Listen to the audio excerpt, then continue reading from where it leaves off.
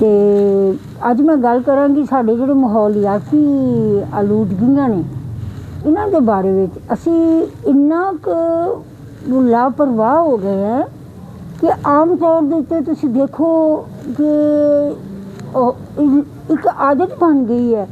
ਖਵਾਤੀਨ ਘਰਾਂ ਦੀ ਸਫਾਈ ਕਰਦੀਆਂ ਨੇ ਤੇ ਕਹਿੰਦੀਆਂ ਗੰਦੇ ਕੱਪੜੇ ਨਾਲ, ਗੰਦਾ ਕੱਪੜਾ ਦਿਆ ਤੇ ਸਫਾਈ ਕਰੀਏ।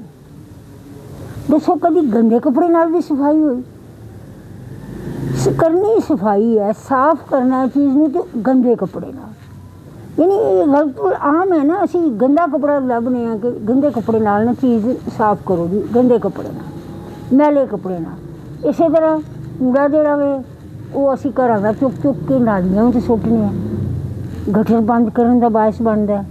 छापर जोड़े ने वो गलते ही नहीं, उन्होंने इन्ना गंद पा के सुट देईदा।